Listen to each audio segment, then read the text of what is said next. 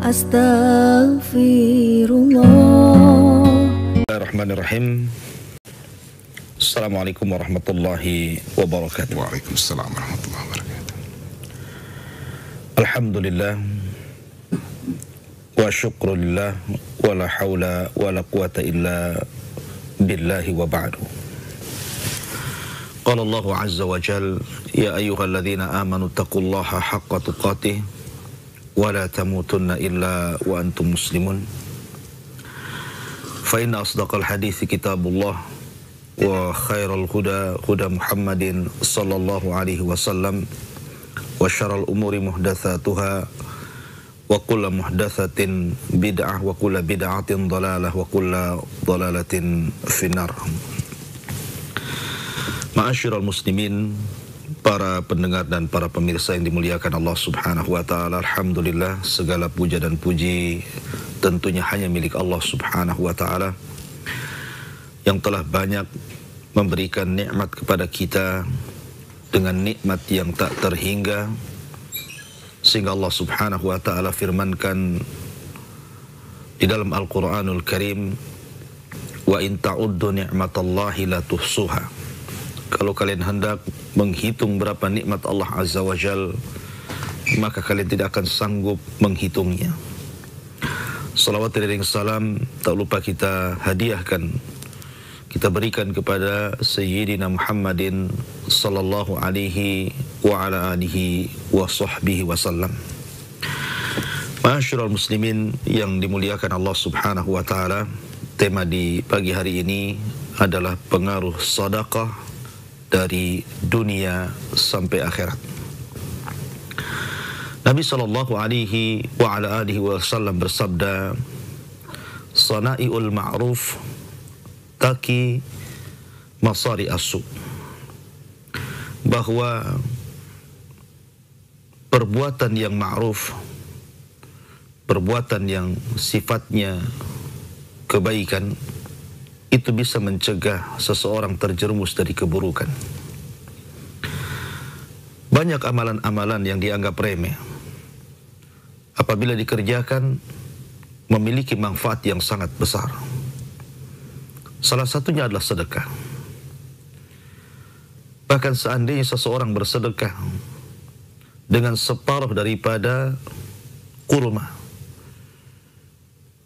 Nabi SAW sampai mengatakan, "Fattakun nara walau bisyikki tamra." Takutlah kalian terhadap neraka walaupun hanya bersedekah dengan separuh kurma. Berapalah separuh kurma itu? Mungkin orang tidak pernah memandangnya. Akan tetapi Nabi SAW menjadikan separuh kurma yang disedekahkan itu bisa menghalangi pelakunya dari kobaran api neraka. Ma'asyiral muslimin yang dimuliakan Allah Subhanahu wa taala, dari sinilah maka sedekah adalah min abrazi sifatil mukminin.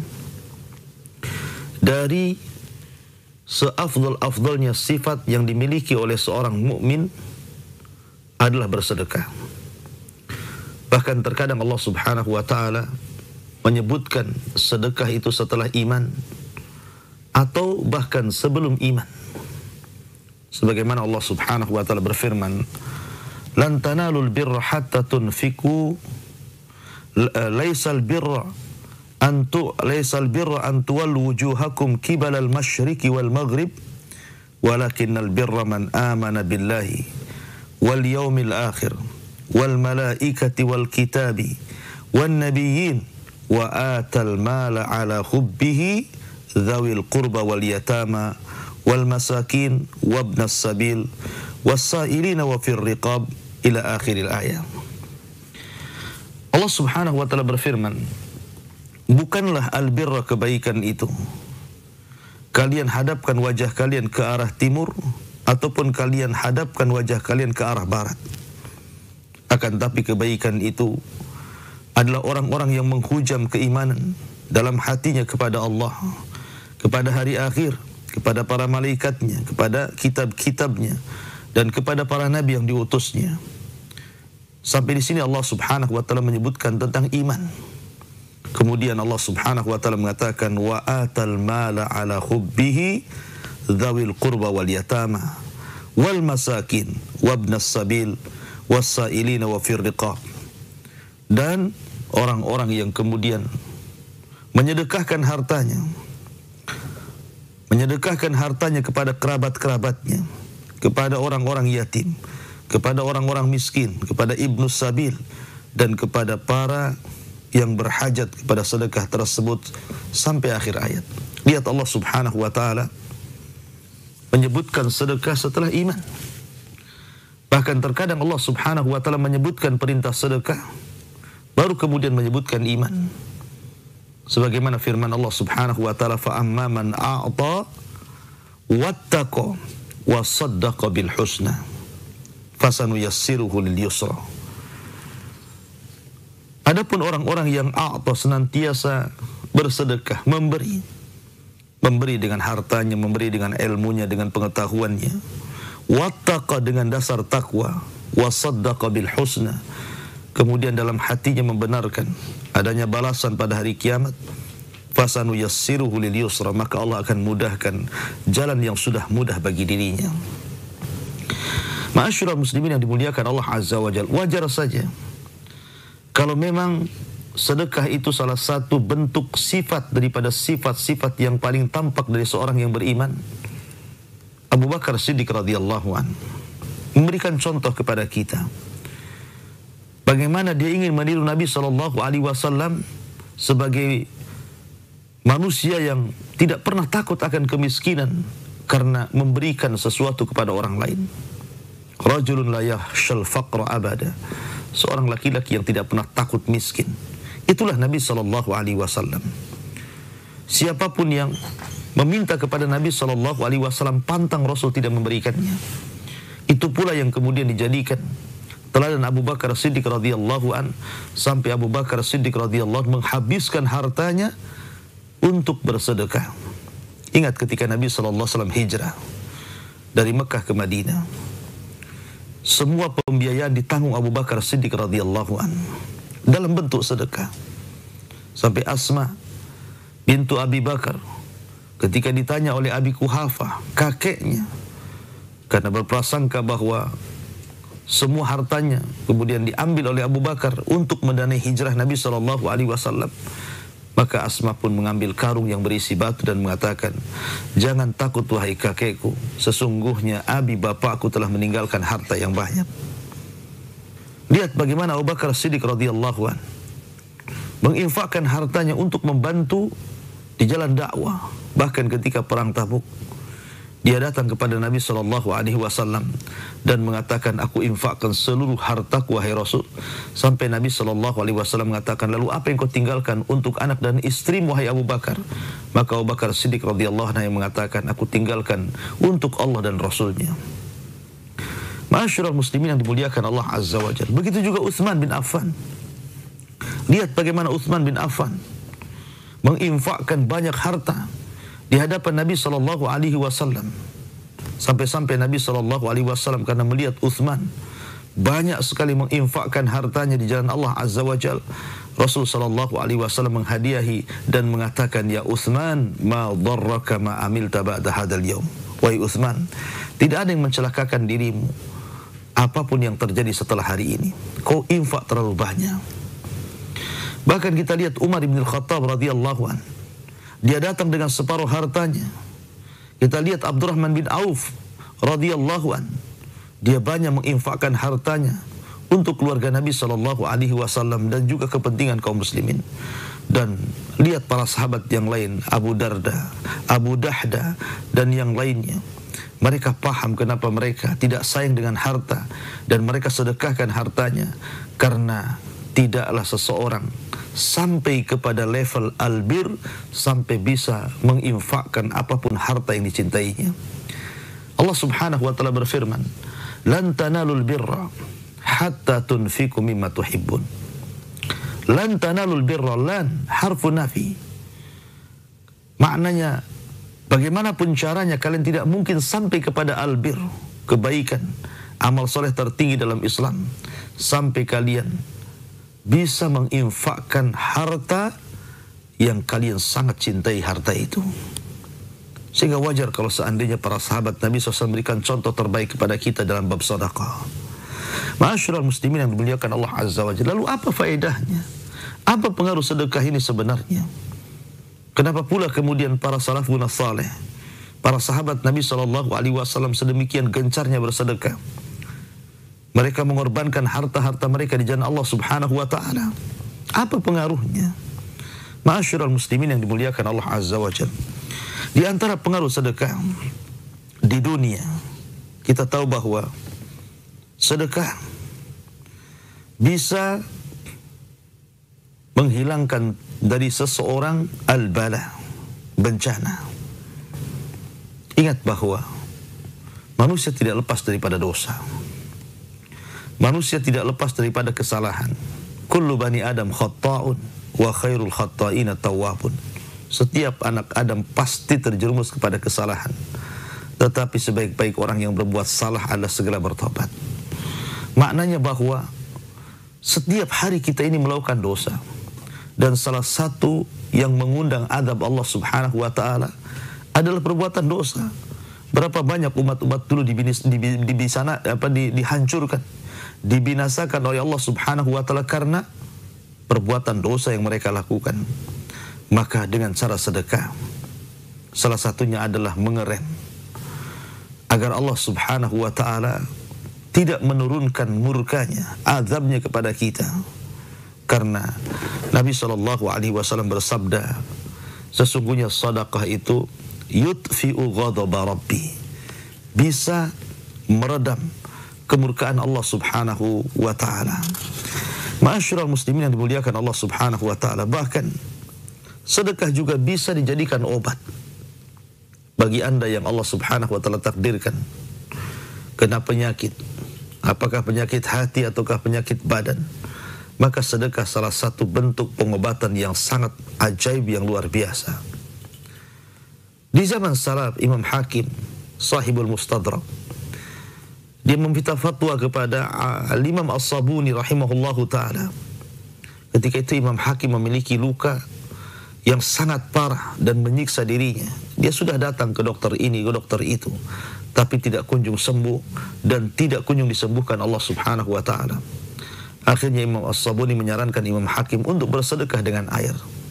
Untuk bersedekah dengan air maknanya cari tempat-tempat yang berhajat kepada air. Kalau di zaman sekarang mungkin sumur, untuk masjid, untuk pesantren, atau untuk tempat-tempat yang terkena musibah yang sangat berhajat kepada air bersih.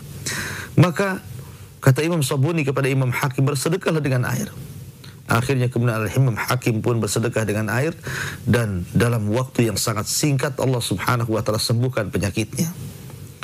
Begitu juga kisah yang sama, seorang laki-laki datang kepada Abdullah ibn Mubarak, memiliki luka di kakinya, tidak pernah sembuh bertahun-tahun, menyiksa kehidupannya. Maka Imam Ibn Mubarak rahimahullahu ta'ala menyarankan agar bersedekah dengan air. Dia pun bersedekah dengan air, dan dalam waktu yang singkat kemudian Allah Subhanahu wa ta'ala sembuhkan penyakitnya. Ma'asyiral muslimin yang dimuliakan Allah Subhanahu wa ta'ala, bahkan sedekah juga bisa melembutkan hati. Sedekah bisa melembutkan hati. Terkadang ada saat-saatnya kita ini keras hati, kita ini ada saat-saatnya kita ini terkadang tidak ada kelembutan, sehingga mengakibatkan tidak khusyuk salat, tidak khusyuk beribadah kepada Allah Azza wa Jal, malas dan begitu seterusnya. Maka sedekah adalah obat untuk melembutkan hati, supaya kita khusyuk dalam salat, khusyuk dalam beribadah, khusyuk dalam kebaikan. Maka Nabi SAW ketika menyebutkan keutamaan orang-orang yang memberi sedekah kepada fuqara wal masakin dan juga kepada para anak-anak yatim, kata Nabi SAW, "Idza aradta an talina qalbak fa'atimil miskin wamsah ala ra'sil yatim." Apabila engkau ingin melembutkan hatimu, kata Rasulullah, maka berilah makan orang-orang miskin dan usaplah kepala anak-anak yatim. Dia terus mengatakan, apabila engkau ingin lembut hatimu, maka bersedekahlah, karena sedekah bisa melembutkan hati. Dan faedah lembutnya hati bisa menjadikan ibadah seseorang semakin khusyuk, semakin takut dan semakin takwa kepada Allah Subhanahu wa taala. Bahkan ikhwatu fiddin muliakan Allah Subhanahu wa taala, Nabi sallallahu alaihi wasallam bersabda, "Sana'iul ma'ruf taki masari as-su'i wal afat wal muhlikat wa ahlul ma'ruf fid dunya hum ahlul ma'ruf fil akhirah." Kata Nabi sallallahu alaihi wasallam, perbuatan al-ma'ruf, kebaikan, di antaranya sedekah, maka bisa menghilangkan keburukan, menghilangkan kehancuran dan menghilangkan kebinasaan. Dan ahlul ma'ruf di dunia, merekalah ahlul ma'ruf di akhirat. Ma'asyiral muslimin yang dimuliakan Allah Subhanahu wa taala. Kemudian juga di antara faedah sedekah di dunia, ma'asyiral muslimin yang dimuliakan Allah Subhanahu wa taala, sedekah ini salah satu bentuk memberkahkan harta yang kita miliki. Maksudnya memberkahkan harta itu bisa menambah harta yang kita miliki. Nabi sallallahu alaihi wasallam bersabda, "Ma naqasa min mali sadaqah." Tidak mungkin berkurang harta yang disedekahkan, bal yazdad, bal yazdad, bal yazdad, bahkan bertambah, bertambah dan bertambah. Oleh karena itulah kalau kita perhatikan bagaimana Allah Subhanahu wa taala memberikan balasan kepada orang-orang yang bersedekah dengan cara melipat gandakan harta yang dia miliki tanpa sadar. Karena Allah Subhanahu wa taala setiap hari mengutus malaikat. Kemudian malaikat ini akan mendoakan kepada para orang-orang yang bersedekah, Allahumma a'ti munfikan khalafa. Allahumma a'ti munfikan khalafa. Ya Allah, berikan kepada orang-orang yang bersedekah agar hartanya ditambah, diganti dengan yang lebih baik lagi. Dan itu janji Allah Subhanahu wa taala. Dalam hadis qudsi Allah Subhanahu wa taala berfirman, "Anfiq ya ibna Adam yunfaq 'alaika." Perbanyaklah sedekah wahai anak Adam, maka Allah Subhanahu wa taala akan menambah hartamu. Karena bentuk syukur harta adalah dengan cara bersedekah. Dan Allah Subhanahu wa taala berfirman, "La in syakartum la azidannakum wa la in kafartum inna adzabi lasyadid." Jika kalian bersyukur akan nikmatku, ku tambah nikmatku untuk kalian. Lihat bagaimana sedekah itu menjadikan seseorang kemudian diberkahi hartanya oleh Allah Subhanahu wa taala. Ma'asyiral muslimin yang dimuliakan Allah Azza wa Jalla. Dan banyak lagi faedah-faedah sedekah di dunia dan pengaruhnya. Kemudian juga sedekah sangat bermanfaat saat detik-detik wafat Anda. Kita tahu bahwa di dalam Al-Quranul Karim Allah Subhanahu wa ta'ala berfirman, "Qala rabbirji'uni la'alli a'malu salihah." Qala rabbirji'uni la'alli a'malu salihah fima tarak. Orang-orang yang meninggal dunia, orang-orang yang masuk ke alam kubur, maka di antara penyesalan mereka adalah, ya Allah, kembalikan aku ke dunia supaya aku bisa beramal saleh. Apa amal saleh yang dimaksud dalam ayat ini? Maka Allah Subhanahu wa taala terangkan dalam ayat yang lainnya, di mana Allah Subhanahu wa taala mengatakan, "Laula akhartani ila ajalin qarib la asaddaqa wa aku minas salihin." Ya Allah, kalau engkau pulangkan aku sesaat saja ke bumi, tentu aku akan bersedekah. Ya, karena sedekah itu bisa memudahkan seseorang meninggal dengan cara yang dilembutkan oleh Allah Subhanahu wa taala. Ketika seseorang ihtidhar, sedang sakaratul maut, maka datang kepadanya para malaikat.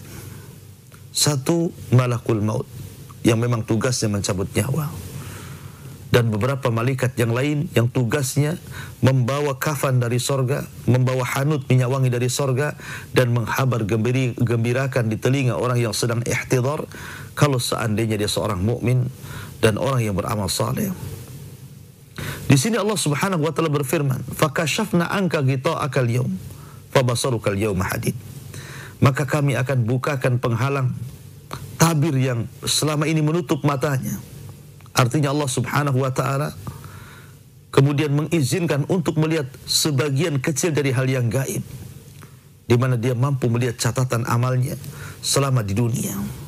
Dia mampu melihat catatan amalnya selama di dunia, dan tidaklah amalan yang membahagiakan saat itu kecuali amalan sedekah. Makanya Abi Darda radhiyallahu anhu ditanya tentang keutamaan puasa. Maka Abu Darda mengatakan, puasa itu dzu fadlin, memang memiliki keutamaan, akan tapi tidak memiliki tingkatan seperti sedekah. Kemudian dia membacakan ayat lan tanalul birra hatta tunfiqu mimma tuhibbun. Kalian tidak mungkin sampai kepada level albir sampai kalian bisa menginfakkan harta yang kalian cintai.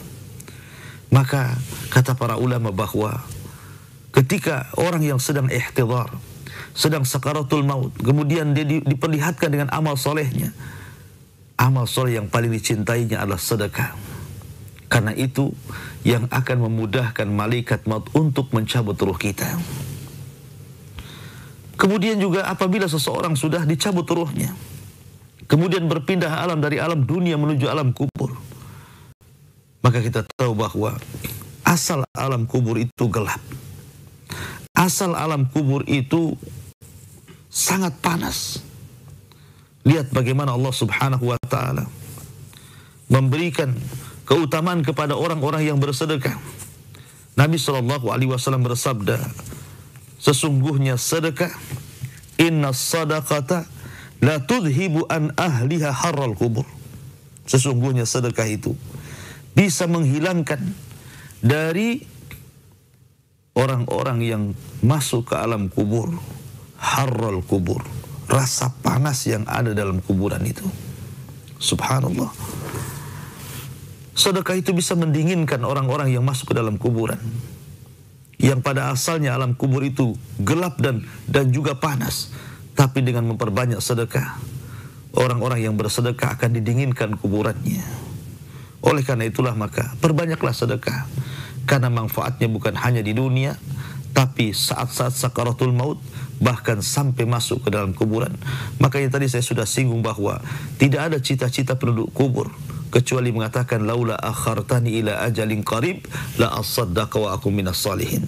Kalau Allah Subhanahu wa taala membalikan aku sesaat saja ke bumi, maka aku ingin bersedekah. Aku ingin bersedekah karena dia tahu bahwa sedekah yang bisa menyelamatkan kita di alam kubur.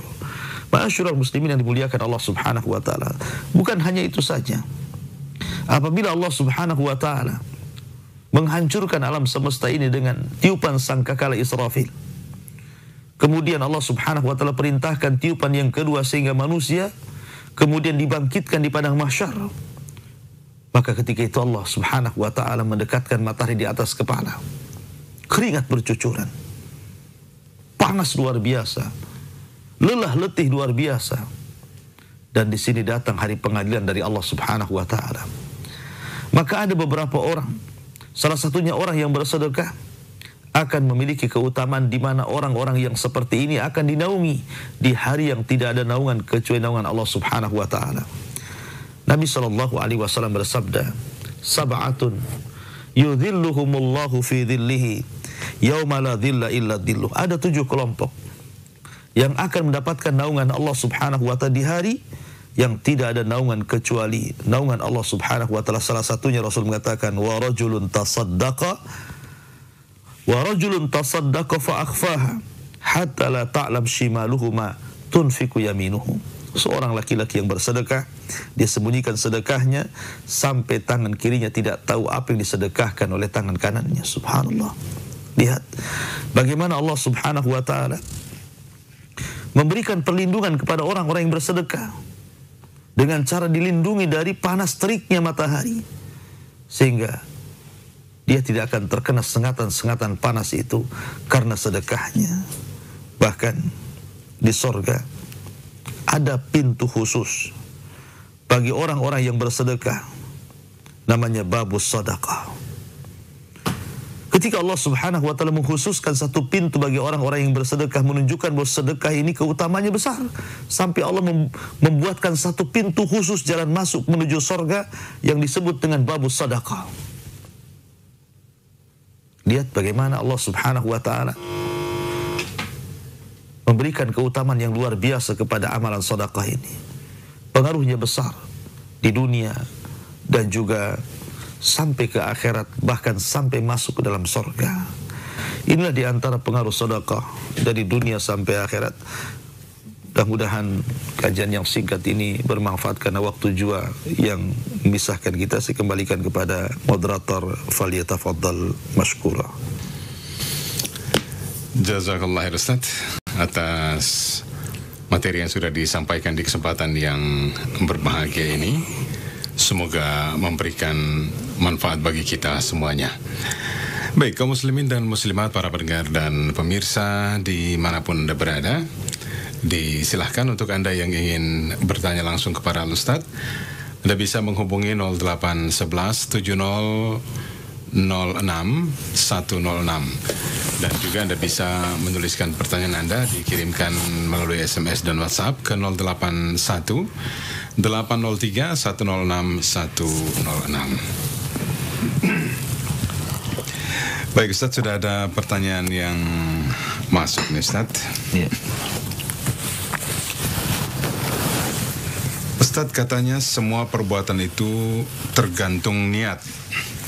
Lalu apakah jika kita berniat memasang togel nih, Masya Allah, dengan harapan jika menang maka sebagian akan kita sumbangkan untuk panti asuhan anak yatim?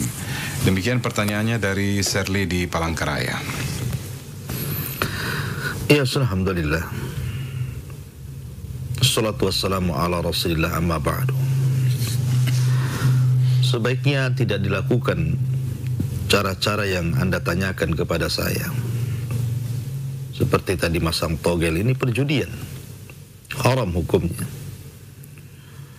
Dan Allah Subhanahu wa ta'ala menganggap sebagai bentuk rijsun min amali syaitan. Fajtanibuhu la'allakum tuflihun. Jadi perjudian itu salah satu rijsun, kotoran. Ada yang mentafsirkan najis, termasuk amal syaitan. Artinya bahwa tidak cukup seseorang itu memiliki niat yang baik, tetapi juga harus memiliki amalan yang baik. Niat baik saja tidak cukup kalau tidak benar. Karena standar kebenaran itu seseorang ikhlas karena Allah Subhanahu wa ta'ala, dan itu niat. Dan yang kedua, ittiba, mencontoh Nabi sallallahu alaihi wasallam. Dan Nabi sallallahu alaihi wasallam bersabda, innallaha tayyibun la yaqbalu illa tayyiban. Allah itu zat yang maha baik, tidak menerima kecuali yang baik-baik. Harta haram bukan harta baik, sehingga kalau disedekahkan maka tetap tidak akan baik dan tidak akan diterima. Karena Allah berfirman, innama yataqabbalullahu minal muttaqin. Allah itu hanya menerima sedekahnya dari orang-orang yang bertakwa, kurbannya dari orang-orang yang bertakwa. Oleh karena itulah maka tidak boleh seseorang itu bersedekah dengan harta haram. Kalau seandainya seseorang itu menerima dari orang yang mendapatkan judi umpamanya, atau dari seseorang yang kemudian mengambil harta dari orang lain, maka kalau seandainya itu tahu, wajib dikembalikan. Wajib dikembalikan kepada orang itu. Karena Anda tidak berhak untuk menerimanya, itu harta haram. Kecuali Anda tidak tahu. Kalau harta itu harta haram, maka tidak ada masalah. Tapi kalau tahu harta itu harta haram, kemudian Anda masih terima, maka sama saja Anda telah tolong menolong di atas perbuatan dosa. Dan Allah mengatakan, wa ta'awanu 'alal birri wat taqwa wa la ta'awanu 'alal itsmi wal udwan. Wa la ta'awanu 'alal itsmi wal udwan. Jangan saling tolong menolong di atas perbuatan dosa dan permusuhan. Oleh karena itulah maka sebaiknya apa yang Anda tanyakan jangan Anda lakukan, baik Anda memasang togelnya ataupun berniat untuk bersedekah dari sebagian uang yang didapati dari togel tersebut, karena tidak bisa menghalalkan togel. Tidak bisa menghalalkan togel apa yang Anda lakukan dari kebaikan. Wallahu a'lam. Jazakallah Ustaz atas penjelasannya. Demikian untuk penanya di Palangkaraya. Semoga memahami apa yang telah dijelaskan oleh Al-Ustaz. Baik, pertanyaan yang berikut. Assalamualaikum Ustaz. Waalaikumsalam. Saya Bahrun di Depok. Bolehkah seorang suami menggantungkan hidupnya pada seorang istri sehingga dia tidak mau bekerja dan hanya diam di rumah sambil mengasuh anak? Dan bolehkah bersedekah dengan harta istri, Ustaz? Ya, alhamdulillah. Kita tahu bahwa kewajiban suami sudah dijelaskan dalam Al-Quran. Ar-rijalu qawwamuna 'alan nisa. Laki-laki itu qawwam, menggunakan siyagul mubalaghah, bahwa ketika seseorang suami berada di rumahnya harusnya dia jadi pemimpin. Dan di antara hak dan kewajiban seorang pemimpin yang harus ditunaikan, Allah Subhanahu wa taala lanjutkan ayatnya, ar-rijalu qawwamuna 'alan nisa bima faddalallahu ba'dahum 'ala ba'din wa bima anfaqu min amwalihim. Dialah yang berkewajiban untuk memberikan nafkah. Anda laki-laki yang berkewajiban untuk memberikan nafkah. Anda yang harus bekerja. Istri yang di rumah, jangan dibalik. Karena kalau seandainya dibalik, istri Anda yang bekerja, Anda yang di rumah, maka tidak tahu mana qawam di sini, mana pemimpin, Anda ataukah istri Anda. Karena bagaimanapun kalau seandainya seorang wanita sudah menjadi pemimpin dan yang mengatur dalam kehidupan keluarga, maka Nabi SAW bersabda, la yuflihul qaum walau amrahum imra'atan. Tidak mungkin sukses sebuah kaum kalau yang memimpinnya seorang wanita. Ya, karena wanita itu naqisatu aqlin, pertama kurang akalnya, wa naqisatu dinin, kurang agamanya. Tetapi laki-laki tidak disabdakan seperti itu. Maka kalau seandainya kemudian Anda berbalik menduduki sifat istri dan istri menduduki sifat suami, berarti Anda ini kurang akal. Ya, Anda ini kurang akal Anda ini. Karena laki-laki itu orang yang sangat berakal. Dia pantang seorang laki-laki itu melihat istrinya yang menafkahi dirinya. Maka dari sini saya nasihatkan, sebaiknya jangan. Tugas di rumah itu biarlah istri. Anda itu tugasnya di luar. Karena seorang laki-laki kalau ingin cari surga, semua di luar. Sholat jamaah di luar, jihad di jalan Allah di luar, mencari rezeki di luar. Sementara wanita itu mencari surga dalam rumahnya. Jangan Anda balik lagi. Maka tidak elok, bahkan tidak baik seorang laki-laki yang tidak mau bekerja, apalagi dia malas. Berarti laki-laki itu tidak bertanggung jawab. Ya, maka carilah pekerjaan, minta kepada Allah Azza wa Jalla agar Allah mudahkan pekerjaan Anda. Biarkan istri mencari surga dalam rumahnya. Wallahu a'lam bishawab. Jazakallah khair Ustaz atas pencerahannya. Demikian untuk penanya Bahrun di Depok.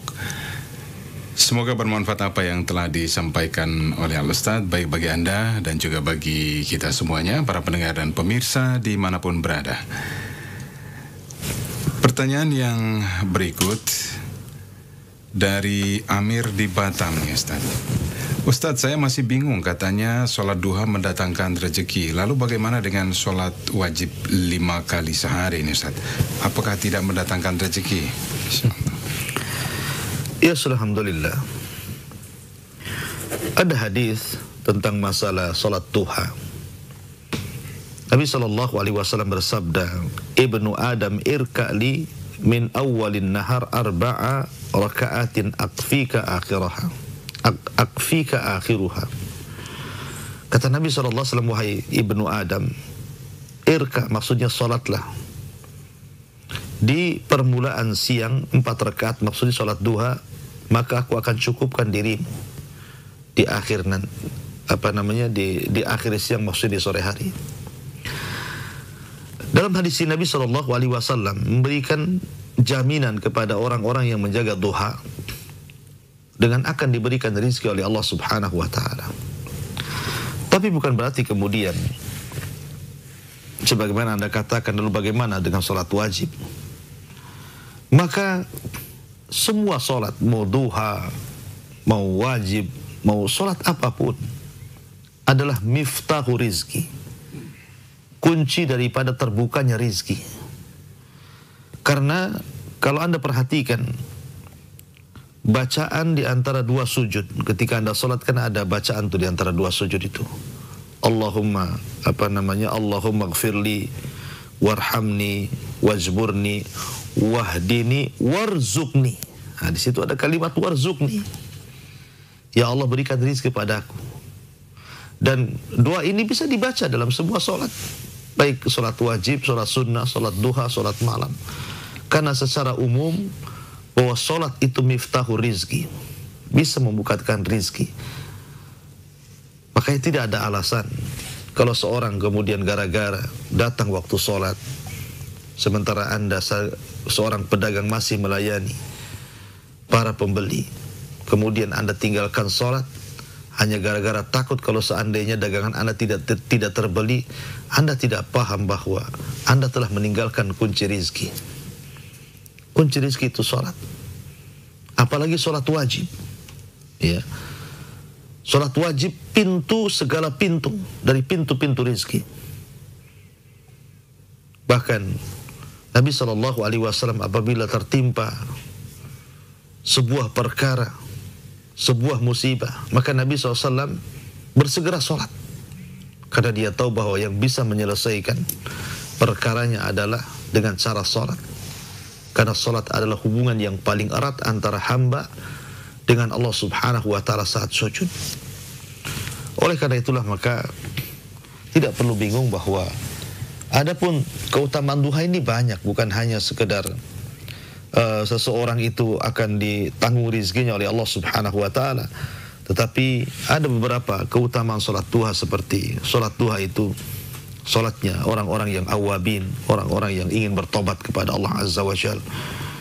Kemudian juga Allah Subhanahu wa Ta'ala akan berikan jaminan, maksudnya jaminan hidupnya, kesehatannya, rizkinya, keberkahannya, dan begitu seterusnya. Jadi banyak sebenarnya faedah sholat duha, bukan hanya sekedar seseorang itu kemudian ingin mendapatkan rizki, ingin ditambah rizkinya, kemudian sholat duha. Sebenarnya saya sarankan, jangan niatkan sholat duha Anda untuk itu saja, tetapi niatkan sholat duha itu untuk Allah. Innamal a'malu binniyat. Untuk Allah. Anda sholat duha itu mencari pahala, bukan mencari harta. Ya, adapun kemudian setelah itu Allah Subhanahu wa Ta'ala lancarkan usaha Anda, maka itu fadlun yu'tihi man yasha, karunia yang Allah Subhanahu wa Ta'ala berikan kepada siapapun yang dikehendakinya. Qul bi fadlillahi wa bi rahmatihi fabidzalika falyafrahu wa khairun mimma yajma'un. Katakan dengan karunia Allah, dengan rahmatnya, berbahagialah daripada harta yang kalian kumpulkan. Wallahu a'lam bishawab. Jazakallah khair Ustaz atas pencerahannya. Demikian untuk penanya, semoga memahami apa yang telah disampaikan oleh Al-Ustaz. Baik, pendengar dan pemirsa kaum muslimin dan muslimat dimanapun Anda berada di seluruh dunia, kita masih bersama dengan Al-Ustaz Abu Humairah Hafizahullah Ta'ala dalam program Berkah Pagi. Untuk Anda yang ingin bertanya, kita masih punya waktu beberapa menit lagi, disilahkan. Anda bisa menelepon secara langsung ke 0811 7006 106 atau bisa mengirimkan pertanyaan Anda ke 081 803 106 106. Ya Ustadz, sudah masuk pertanyaan dari Ishak di Jakarta Timur nih Ustadz. Iya. Memberikan nafkah kepada istri atau anak dan juga kepada orang tua, apakah termasuk sedekah? Dan apakah istri membantu suami juga termasuk sedekah? Mohon pencerahannya Ustadz. Ya, alhamdulillah. Seorang suami memberikan harta kepada orang tua, istri dan juga anak-anak, apakah sedekah? Ya, sedekah. Allah mengatakan yas'alunaka madza yunfikun. Mereka bertanya-tanya, kalau aku punya harta ini, kemana aku sedekahkan, kemana aku infakkan, kepada siapa dulu? Kepada orang tua dulu, kepada istri dulu, kepada anak-anak dulu? Maka Allah Subhanahu wa Ta'ala mengatakan yas'alunaka madza yunfikun qul ma anfaqtum katakan, sebaik-baik harta yang kalian infakkan adalah lil walidaini wal aqrabin. Pertama kepada orang tua dulu. Inilah kewajiban pertama seorang laki-laki, seorang kepala rumah tangga, adalah memberikan infak kepada orang tuanya. Baru setelah itu kepada anak dan istrinya, baru kepada kerabatnya. Dan itu bentuk sedekah, bahkan sedekah terbaik. Yang Nabi SAW katakan lebih baik daripada bersedekah di jalan Allah Subhanahu wa Ta'ala. Lebih baik dari segala sedekah yang disedekahkan manusia adalah sedekah kepada keluarga. Jadi jangan bakhil. Jangan bakhil, karena bakhil itu sikap yang sangat sangat tercela, sampai Allah Subhanahu wa Ta'ala turunkan satu ayat bicara tentang bakhil. Allah mengatakan, ara'aital ladzi yukadzibu biddin. Tahukah kamu siapa para pendusta agama itu?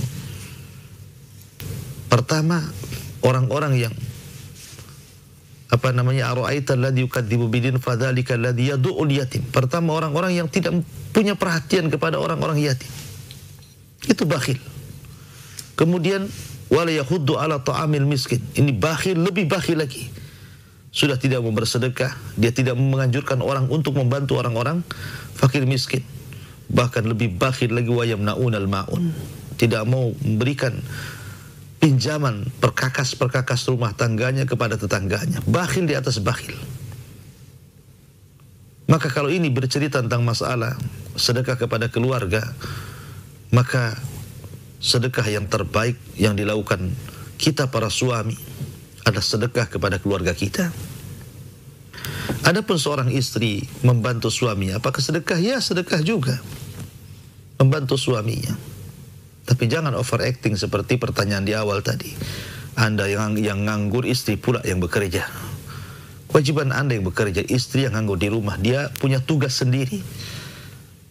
Dia tidak dibebankan untuk mencari nafkah sebagaimana Allah bebankan kepada Anda mencari nafkah. Bahkan kalau seandainya suaminya sakit, kemudian tidak sanggup mencari nafkah, kemudian akhirnya istrinya yang mengalah mencari nafkah, maka seorang istri yang membantu dalam kondisi suaminya sakit memiliki dua pahala. Memiliki dua pahala. Pertama, pahala sedekah. Yang kedua, pahala berbakti kepada suaminya. Itu pula yang dilakukan oleh istrinya Nabi Ayub alaihi salatu wassalam. Merawat Nabi Ayub, dia yang mencari pekerjaan, sampai akhirnya Allah Subhanahu wa Ta'ala sembuhkan penyakit Ayub alaihi salatu wassalam. Wallahu a'lam. Syukran Ustaz atas penjelasannya. Demikian untuk Ishak di Jakarta Timur. Semoga memahami apa yang telah dijelaskan oleh Ustaz. Kaum muslimin dan muslimat, para pendengar dan pemirsa dimanapun berada, program ini juga disebarluaskan oleh rekan-rekan sesama media dakwah, diantaranya Surabaya Mengaji, kemudian Salafi Tiba Surabaya, Radio Canisa FM Palangkaraya, dan juga Handil Mengaji Kutai Kartanegara. Baik Ustaz, ada pertanyaan juga nih Ustaz dari Adam di Batam. Apakah sedekah dapat menghapus dosa zina Ustaz? Mohon pencerahannya. Iya. Bismillah, alhamdulillah. Kalau kita perhatikan di salah satu ayat dalam Al-Quranul Karim, sebagaimana telah saya singgung di awal, bahwa salah satu bentuk daripada faedah sedekah itu adalah bisa menghapuskan dosa. Dalam sebuah hadis Nabi SAW mengatakan, was-sadaqatu tudfi'ul khati'ah kama yudfi'ul ma'un nara.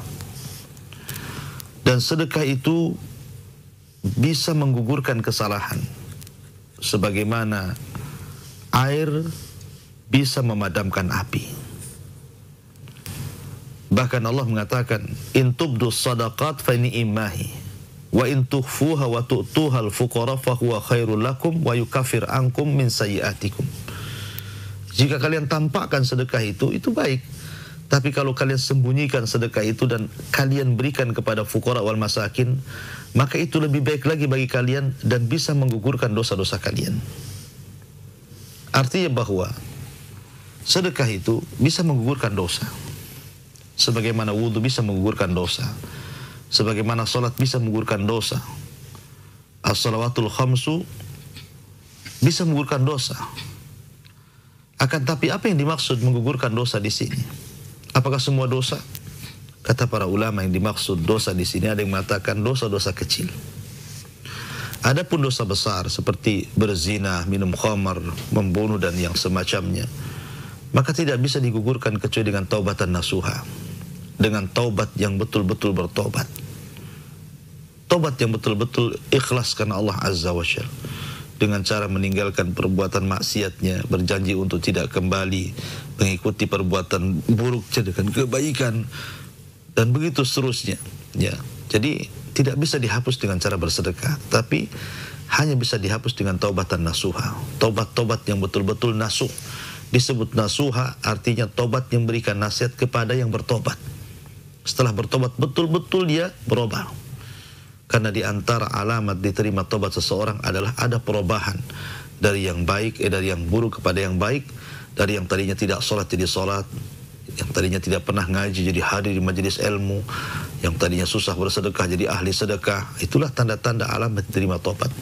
Wallahu a'lam.